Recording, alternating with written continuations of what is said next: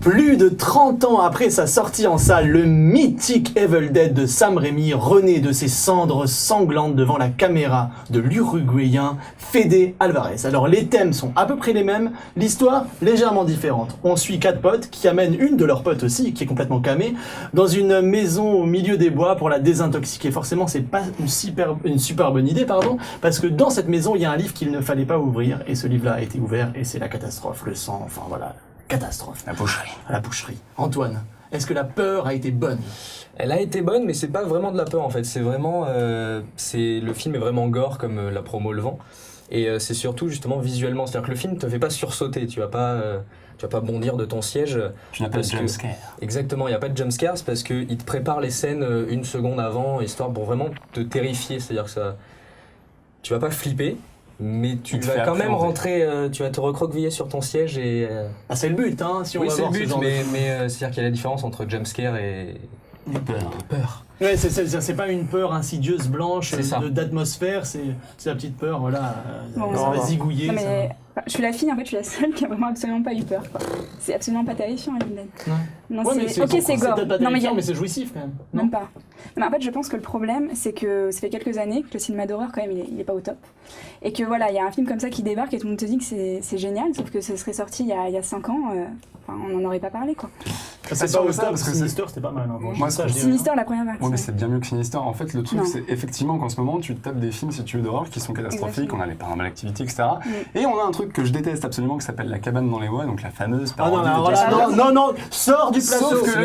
Sauf que le truc, c'est, pour moi, c'est la réponse parfaite à ce genre de film. C'est-à-dire que le cinéma d'horreur est très second degré, là où le Evil Dead qu'on a aujourd'hui, c'est un film très premier degré qui va à fond dans le délire. Je vous fais un cauchemar glauque, poisseux, gore. Et tu y vas pour ça, si tu veux. Et c'est une œuvre d'exploitation qui, en soi, tu vois, on est d'accord, le scénario est super con, les personnages, on s'en fout, mais ok. Sauf que putain, ça fait du bien, c'est super radical. Et ça l'est, non, mais c'est complètement foiré au niveau de l'ambiance. Je suis désolée, quoi. Déjà, c'est non, parce que la photo est dégueulasse. Non, je suis assez d'accord. Les acteurs, ils sont mauvais. Enfin, l'ambiance, il n'y a pas de... Non, mais sincèrement, je veux dire, quand on va voir un film d'horreur, on s'en tape des acteurs. Non, mais en fait, la preuve, justement, le problème, effectivement, il y a du bon et du moins bon dans Evil Dead. C'est-à-dire que l'ambition était de dire on va faire un remake de Evil Dead, mais sans faire le Evil Dead de l'époque, parce que ça aurait pas eu beaucoup de sens et ce serait mis toute la communauté de fans ados. Donc on enlève le personnage de Ash. Et c'est quand même Sam Raimi qui a initié. C'est quand même Sam Raimi et c'est Bruce Campbell qui produit. Alors après, c'est vrai que ce qui est intéressant, c'est que le film il est hyper radical. Il n'y a pas de bimbo. C'est pour une fois les jeunes se retrouvent avec des pseudo vraies raisons. Ils vont désintoxiquer la fille. Mais c'est con comme la lune. C'est-à-dire que ces jeunes, même en 2013, alors qu'on sait tous qu'il faut pas aller dans le machin et ouvrir le livre avec de la peau et écrire un truc en sang. Ouais, mais ils vont quand même le faire. Sincèrement, tu étais au milieu de la cabane, tu vois un bouquin, tu vas dire si je l'ouvre, ça va être. Au-delà de ça, donc déjà ça, on n'y croit pas du tout parce qu'ils vont se dire putain, ils sont tellement cons, ils vont pas aller ouvrir ça. Bah s'ils ouvrent. Et après le film, en fait, le problème, c'est que si on m'avait mis un truc pour avoir mon encéphalogramme, en fait, il serait resté plat. C'est-à-dire que, en fait, on est tellement préparé parce qu'il y a une introduction qui est hyper bourrin, qui te montre donc combien ça va être affreux. En fait, t'es hyper préparé à avoir un degré de violence extrême, et donc tu attends parce que toutes les scènes sont assez prévisibles. T'as des clins d'œil à Hellraiser. Ouais, mais c'est gore, mais en fait ça marche.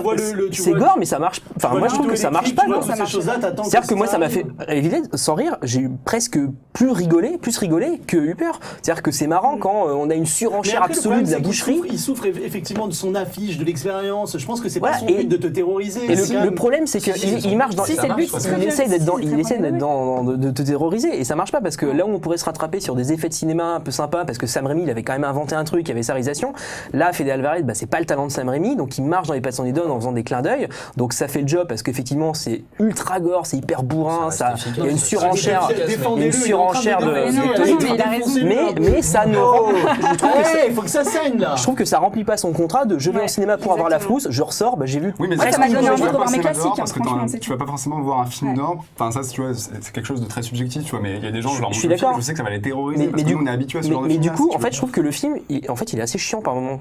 Mais tu déconnes, je veux dire, ils se font charcuter, arrachage de mâchoire. Je comprends pas comment t'as pu rire qu'avoir peur en fait. Non, c'est pas drôle non plus. Bah, ça, après, c'est quelque chose assez. Mais en fait, ça m'a fait drôle. En fait, je trouve qu'il est drôle parce qu'il est dans une surenchère totale avec ce mec qui dit non, mais ça va, t'inquiète pas, maintenant ça va bien se passer. Alors, on va quand même laisser Antoine parle. Oui, parce que justement, je trouve que le concept, vous dites que le scénario est bancal, mais je trouve que le concept d'amener une fille justement en désintox, ça arrive à justifier justement tout le fait que ils pensent pas que voilà la maison est hantée et que voilà les mecs sont très premier degré, elle flippe, elle délire, ils pensent que c'est la cam qui lui fait ça.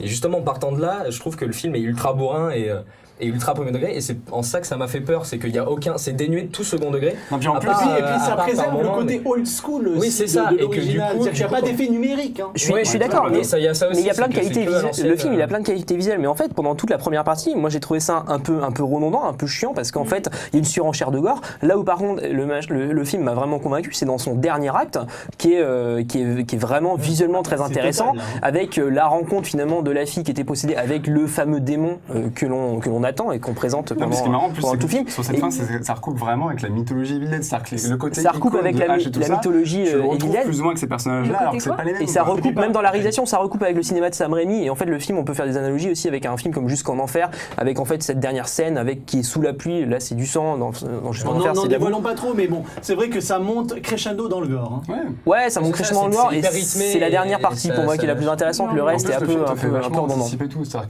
qu'avec le livre des morts, tu vois toute l'iconographie et en fait, tu vois plus ou moins ce qui va arriver au personnage.